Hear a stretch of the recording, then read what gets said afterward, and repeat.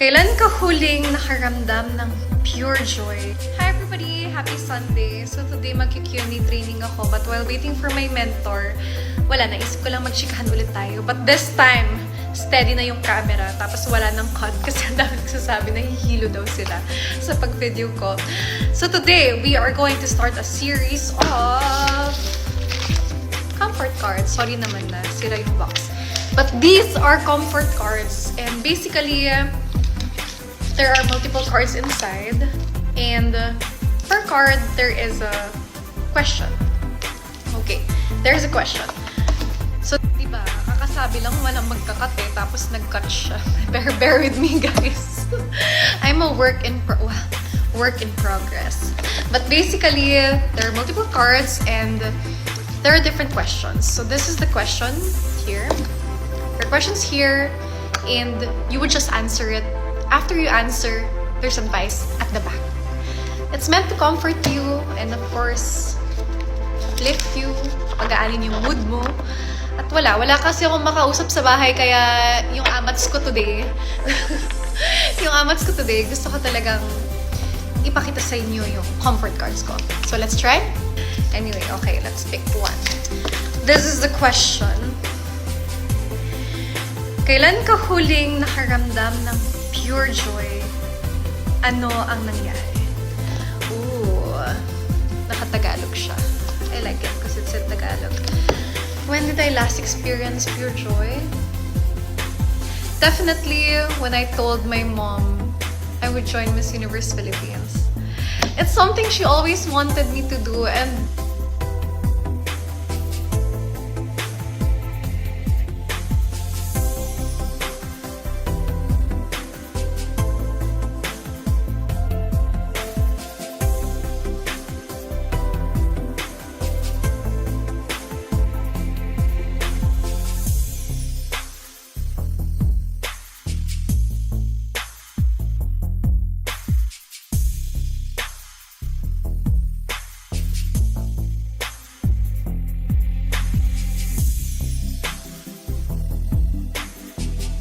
So mga kapolitika, sa video pong ito is atin pong pag-uusapan yung pambato ng bagyo ngayon sa Miss Universe Philippines na si Roxy Smith. So ating pag-uusapan yung kanyang background at ating pong kilalanin yung representative ng bagyo dahil pinag-uusapan rin po siya dito sa mundo ng social media dahil hindi lang po tayo nakatutok dito sa isang contestant na si Bea Milian at atin po pag-uusapan at kilalanin yung ibang mga representative dito sa MUPH 2026. So si Roxy Smith po is siya ang pambato ng Baguio City para sa MUPH 2026. Roxy Smith, born Roxanne Alison Agnano Bayens on March 16, 1997, is a Filipino-Belgian actress, model, and beauty queen. She is the official representative of Baguio City for the Miss Universe Philippines 2026. Personal background: heritage, Filipino-Belgian heritage, Cordilleran mother from Bissau Mountain Province and a Belgian father. Education: earned a degree in tourism management from St. Louis University SLU in Baguio City. Advocacy: she leads an advocacy page called Nurtured by Nature _PH. Acting role: known for playing villainous or supporting roles in GMA7 series like Hearts on Ice as Monique, Sparkle You, and the remake of Shining Inheritance. Hosting: has served as a presenter for various events including hosting duties for Miss Philippines Earth. Early titles: Miss Silka Baguio 2018 winner and Miss Silka Philippines 2018 first runner-up. Entertainment career: agency: she is a talent under Sparkle GMA Artist Center and was introduced as a part of the Sparkada in 2022. Miss Universe Philippines 2026, appointed as the representative for Baguio City in February 2026. Miss Earth 2020, represented the Philippines and won the title Miss Earth Water 2020 Top 4 during the pageant's virtual edition. Miss Philippines Earth 2020, crowned as the national winner while representing Baguio City. Face of Tourism Philippines 2019, won the national title. So yun mga kapolitika yung background ni Roxy Smith, ang pambato ng MUPH from Baguio City. So napaka-fresh nung kanyang dating ng kanyang aura at masabi natin na talagang maputi yung candidate ng Baguio City. Pero para sa akin is pwede siguro itong si Roxy Smith doon sa mga minor na mga pageants like yung sa Miss Supra, sa Miss Charm, kasi naalala ko sa kanya si Tara Valencia, yung pambato rin before ng Baguio City at kinoronahan bilang Miss Supra Philippines at nagrepresent doon sa Miss Supra International. So pwede itong si Roxy Smith. Pero pagdating sa Miss Universe, I believe na hindi pa para sa kanya yung panahon. So para sa akin siguro is mas fit siya doon sa mga minor na mga pageants. Okay, so yun po ang aking masasabi at ang aking magreaksyon dito sa pambato ng Baguio City. Maganda sa maganda mga kapolitika, pero meron kasing mga candidate na talagang nababagay sila na, alam natin kung saang pageant sila nababagay. Okay, so ano po ang inyong magreaksyon, ano po ang inyong masasabi dito sa pambato ng Baguio City?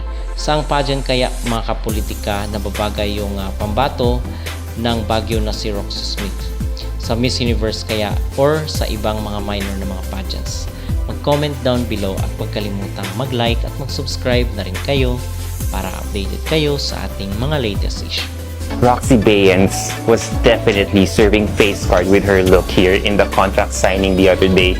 Since her official appointment as Miss Universe Philippines Baguio 2026 earlier this month, I noticed she has been leaning heavily into that fresh and young aesthetic that made her a standout during her Miss Earth days. So let's delve more into her fresh styling here. The choice of a white square neck tank top and a taupe or beige wrap skirt is definitely a lesson in quiet luxury and minimalist chic.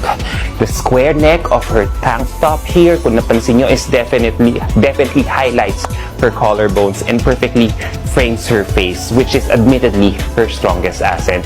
And while fans discuss her height, the high-waisted wrap skirt here with a front tie creates a vertical line that elongates her frame. So you can really feel that her styling here, even at this very simple occasion, is so well thought out.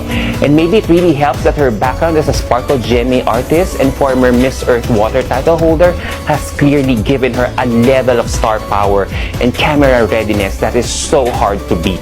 Because let's face it guys, in the pageant world, being petite by pageant standards is often labeled as a weakness. But Roxy here has been proving that proportions and presence matter more than raw inches. So you see, her confidence is her greatest equalizer here. She carries herself with the poise of someone who has already conquered an international stage. So overall, it's really refreshing to see a candidate like Roxy embrace a minimalist, fashion-forward look rather than an over-the-top pageant styling. So it makes Roxy here feel so accessible. Kailan ka huling nakaramdam ng pure joy? Hi everybody! Happy Sunday! So today mag-Q&A training ako, but while waiting for my mentor, wala, naisip ko lang mag-chikahan ulit tayo. But this time, steady na yung camera, tapos wala nang cut kasi ang dami nagsasabi na hihilo daw sila sa pag-video call. So today, we are going to start a series of comfort cards. Sorry naman na, sira yung box.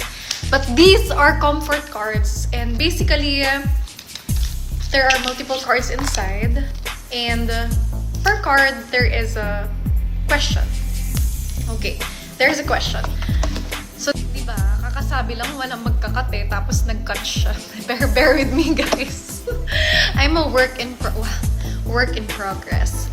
But basically, there are multiple cards, and there are different questions. So this is the question here. There are questions here, and you would just answer it.